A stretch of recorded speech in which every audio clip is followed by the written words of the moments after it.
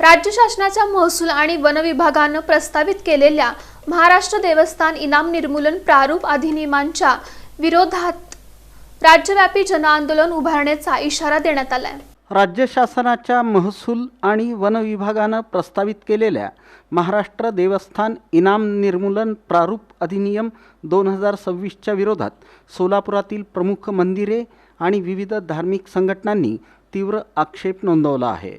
हा कायदा हिंदू देवस्थानांच्या स्वायत्त अस्तित्वावर, धार्मिक परंपरांवर आणि मालमत्ता हक्कांवर थेट आघात करणार असल्याचा आरोप करत मसुदा तात्काळ मागे घ्यावा, अन्यथा राज्यव्यापी जनआंदोलन करण्याचा इशारा सोलापूर जिल्हा मंदिर महासंघाचे संघटक विनोद रसाळ यांनी पत्रकार परिषदेत दिला।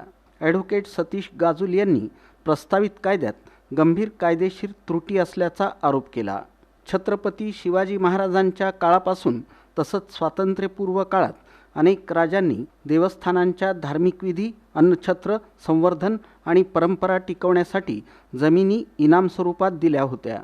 विद्यमान कायद्यानुसार देवस्थानातील मूर्तीला कायदेशीर व्यक्ती म्हणून मान्यता असून संबंधित जमिनींची मालकी देवतेकडे असल्याचं त्यांनी स्पष्ट केलं।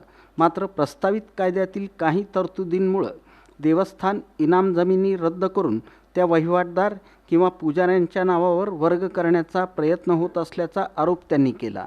त्यामुळे मंदिरांच्या सेवेसाठी वापरल्या जाणाऱ्या जमिनींचं व्यापारीकरण होण्याची शक्यता असून भविष्यात अनेक मंदिरे आर्थिकदृष्ट्या परावलंबी बनू शकतात, अशी भीती त्यांनी व्यक्त केली। प्रस्तावित मसुदा विनाशर्त मागे घ्यावा, अन्यथा जनजागृती आणि आंदोलनाची भूमिका घेतली जाईल, असा निर्धार यावेळी व्यक्त करण्यात आला। या विरोधात उच्च तसंच सर्वोच्च न्यायालयात दाद मागण्यात येणार आहे। या विरोधात येत्या 5 जूनपासून मोठ्या प्रमाणात हरकती नोंदवण्यात येणार आहेत।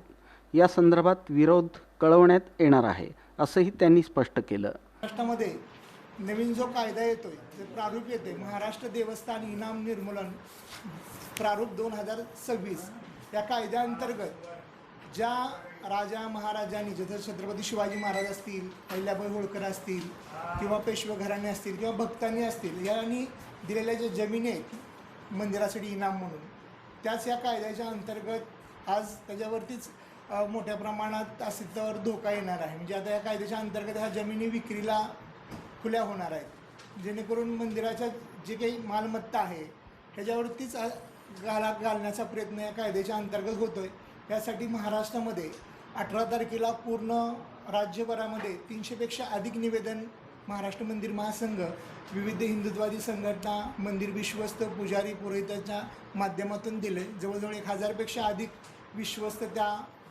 कार्यक्रमामध्ये सहभागी झाले होते। आज या ठिकाणी आम्ही या कायद्याचा मसुद्याचा विरोध करतोय, निषेध करतोय आणि जेणेकरून हे प्रारूप जे मसुदा आहे तर बिनशर्तपणे सरकारने पाठीमागे घ्यावा, अशी या पत्रकार परिषदेच्या माध्यमातून आम्ही सरकारला विनंती करतोय। महाराष्ट्र देवस्थान इनाम निर्मूलन प्रारूप अधिनियम 2026 या कायद्याच्या कलमातील काही मुख्य त्यांच्या उद्देश जाणून घेणं फार आवश्यक आहे। कलम 1 हा संक्षिप्त, त्यामध्ये स्पष्टपणे हा जो कायदा लागू आहे, वक्फ 1995चा जो कायदा आहे, वक्फ ॲक्ट, त्या कायद्यातील सर्व जमिनींना सुरक्षित करून बाकी इतर सर्व देवस्थानांना हा कायदा लागू करण्यात आला। मुख्य म्हणजे हा जर आपण विचार केला, संविधानामध्ये जो सेक्युलरिझम हा शब्द उल्लेख करण्यात आलेला आहे, तो सेक्युलरिझमच्या विरुद्ध हा कायदा आहे हे स्पष्ट आहे। त्यानंतर सदरच्या कायद्याला पुढे देवस्थानच्या जमिनी कोणत्या, त्यामध्ये विशेषतः त्याची व्याप्ती जी सांगितलेली आहे ते म्हणजे सर्व गावाच्या काही भाग असा उल्लेख करण्यात आलेला आहे। म्हणजे या कायद्याअंतर्गत फक्त देवस्थानाच्या जमिनीच नाही, तर ज्या ज्या जमिनी इनाम म्हणून देण्यात आलेल्या आहेत ती संपूर्ण गावे देखील या कायद्याप्रमाणे राज्य शासनाच्या मालकी हक्कामध्ये जातील, असा थोडक्यात त्यांचा हेतू आहे। या पत्रकार परिषदेला हिंदू जनजागृती समितीचे जिल्हा समन्वयक राजन बुंडगे, अर्चक पुरोहित, जिल्हा संयोजक तथा PDP ट्रस्टचे धर्माधिकारी प्रसाद पंडित, राष्ट्रभक्त अधिवक्ता संघटनेचे जिल्हा संयोजक ॲडव्होकेट सतीश गाजुल आदी उपस्थित होते.